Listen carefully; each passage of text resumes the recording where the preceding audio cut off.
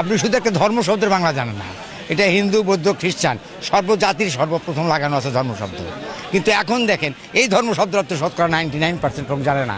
তাহলে আমরা ধর্ম কি করি? কোনটা ধর্ম করি বলেন? বুঝি না তো ধর্ম করি কি? আমাদের গ্রামে অনেকে লালনের ভক্ত ও ফকির মতের লোক। তারা মানুষকে লালনের গানের মাধ্যমে বুঝায়। তারা নামাজ পড়ে, এখানে ওয়াজ শুনতে আসছে, এ সম্পর্কে দয়া করে বলবেন। ভাইরা আমার, আমি কাউকে ছোট করে বা অশ্রদ্ধা করে কথা বলতে চাই না।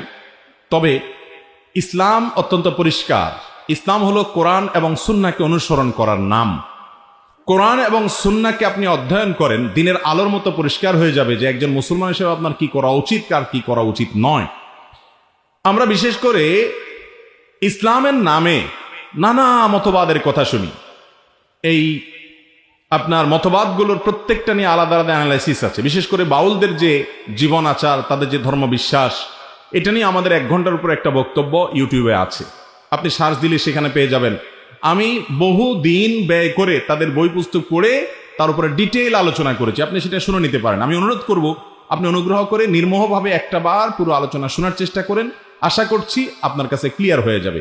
আমি শুধু এটুকু বলবো, কিয়ামতের আগে ইসলামকে অনেকে অনেকভাবে ব্যাখ্যা করবে। কেউ বলবে নামাজ কালাম পড়ার দরকার নাই, মারেফত এটাই সব। মারেফত কি? মারেফত হলো সব ভিতরে ভিতরে, উপরে কিছু করা লাগবে না। তাদেরকে জিজ্ঞাসা করবেন, আমার নবীজি সাল্লাল্লাহু আলাইহি সাল্লাম শুধু নামাজ পড়েন নাই, জীবনের শেষ মুহূর্তে যখন তার নিজের ঘর থেকে তার যে কবর, আপনার মিম্বর, যেটা এই আজকের এই যে মাহফিলের যে আমাদের এই প্যান্ডেল আছে, প্যান্ডেলের স্টেজ থেকে প্যান্ডেলের শেষ মাথা পর্যন্ত এতটুকু দূর হবে না, আরো কম। যারা মদিনায় গেছেন তারা জানেন, নবীজির কবর থেকে ওনার মিম্বর আরো কাছে। এতটুকু জায়গায় পায়ে হেঁটে এসে নামাজ পড়ার মতো ক্ষমতা ওনার শরীরে ছিল না। জীবনের শেষ মুহূর্তে অসুস্থ অবস্থায় তখন আলী এবং আব্বাস রাদিয়াল্লাহু তাআলা আনহুমা দুজনের কাঁধে 2 হাত দিয়ে পুরো শরীরের ভার তাদের উপরে ছেড়ে দিয়ে পাও দুইটাকে মাটির সাথে টানতে টানতে ওই বাসা থেকে মিম্বরের কাছে এসেছেন। তারপরে একা একা ওখানে নামাজ পড়েন নাই। আর জীবনে প্রত্যেকটা ওয়াক্ত নামাজ কিভাবে পড়ছেন সেটা আরো ভালো জানেন। আল্লাহ কোরআনে কারীমে বলেছেন, ফাইন খিফতুম ফারজান আও রুকবানা, যদি তোমরা নামাজ পড়তে আশঙ্কা করো, রণাঙ্গনে থেকে নামাজ পড়তে গেলে শত্রু তোমাকে শেষ করে দিবে, পায়ে হেঁটে হাঁটতে হাঁটতে হাঁটা অবস্থায় ভ্রমণকারী অবস্থায় নামাজ পড়বে, তারপরও নামাজ মাফ নাই। এরকম একটা গুরুত্বপূর্ণ বিষয় কোরআন এভাবে স্পষ্ট করে বলেছে। আপনি বলেন না শরীয়ত টরিয়ত অর্থাৎ এভাবে এত নামাজ কালামের দরকার নাই, ভিতরে ভিতরে মারেফত টারেফত কিছু একটা করলেই হয়ে যাবে। তাহলে নবীজি এত কষ্ট কেন করছেন? ইসলাম কি আপনি নবীজির কাছ থেকে শুনবেন নাকি এদের কাছ থেকে শুনবেন? কার কাছ থেকে শুনবেন? আল্লাহ নবীর কাছ থেকে শুনবেন না? আল্লাহ তাআলা তাকেই পাঠিয়েছেন মডেল হিসাবে।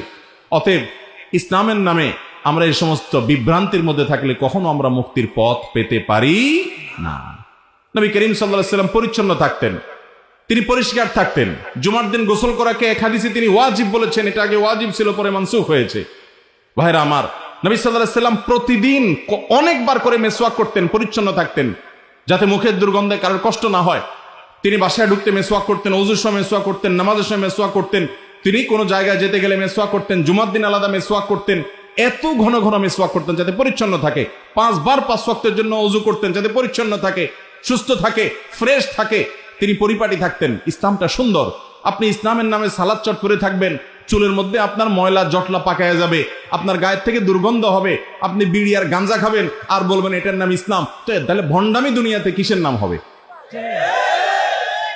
আল্লাহ তাআলা আমাদের এই ভাইদেরকে বুঝার তৌফিক দান করুন। নারীদেরকে আল্লাহ তাআলা সৃষ্টি করেছেন পুরুষদের প্রতি তাদের আকৃষ্ট হবে এবং পুরুষরা তাদের প্রতি আকৃষ্ট হবে।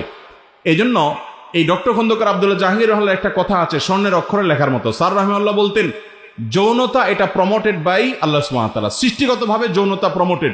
একটা নির্দিষ্ট বয়সে যাওয়ার পর মানুষের ভিতরে যৌন আকাঙ্ক্ষা জাগ্রত হয় কি হয় না? এটা কি কায়ও জাগ্রত করে দিতে হয়? মানুষ তো দূরের কথা, পশু পাখিও এরকম, যে একটা নির্দিষ্ট এই যে বয়সে যাওয়ার পর এমনিতেই তার ভিতরে যৌন আকাঙ্ক্ষা জাগ্রত হয়। অর্থাৎ যেটা সৃষ্টিগতভাবে যেটা প্রমোটেড হয়ে আছে আগে থেকেই, সেটা যথেষ্ট অগ্রসর হয়ে আছে আপনার মধ্যে, সেটার আকাঙ্ক্ষা দারুণভাবে আগে থেকে জেগে আছে। সেই যৌনতা যদি বিজ্ঞাপনের বিলবোর্ডের নামে, নাটক সিনেমার নামে, নোবেলের নামে, বাউলগিরির নামে, ফাউলগিরির নামে, নানা নামে যদি নারী পুরুষকে একসাথ করে ফেলেন এবং যৌন আকাঙ্ক্ষাকে যদি জাগ্রত করে তোলেন, তাহলে প্রমোটেড জিনিসটাকে যদি আরো প্রমোটেড করতে চান, 120 স্পিডে গাড়িতে পিছন থেকে আরো বড় গাড়ি দিয়ে ধাক্কা দিয়ে যেরকম দুর্ঘটনার শিকার হবে, যুবকরা তরুণরা ধ্বংস হয়ে ধ্বংসের দ্বার প্রান্তে চলে যাবে। কারণ তাদের যৌনতাটা এমনিতে এই বয়সে প্রমোটেড, এটাকে প্রমোট করতে হয় না, এটাকে কন্ট্রোল করতে হয়, বরং এটাকে আরো বিভিন্ন বিনোদনের নামে যখন উত্তেজিত করা হয়, যুবকদেরকে যখন আরো জাগিয়ে তোলা হয়, তখন যুবকদের যারা ধর্ষণ হয়, পাশবিক নির্যাতন হয়, কোনো আইন করে কোনো শাস্তি দিয়ে এগুলো নিয়ন্ত্রণ করা যাবে না। এগুলো নিয়ন্ত্রণ করতে হলে আল্লাহর বিধানের ভেতরে আসার কোনো বিকল্প পথ আর। অথচ এই বাউলে বিশ্বাসী ভাইয়েরা, আমাদের এই সমস্ত ফকিরি আপনার ধারার বিশ্বাসী ভাইয়েরা, তথাকথিত মারিফতি ধারার ভাইয়েরা, তাদের কাছে নারী পুরুষের সাথে যত মিশবেন তত আপনার আধ্যাত্মিকতা তত বাড়বে। এটা শুধু আমার বক্তব্য নয়, তাদের বহু গানের বক্তব্য।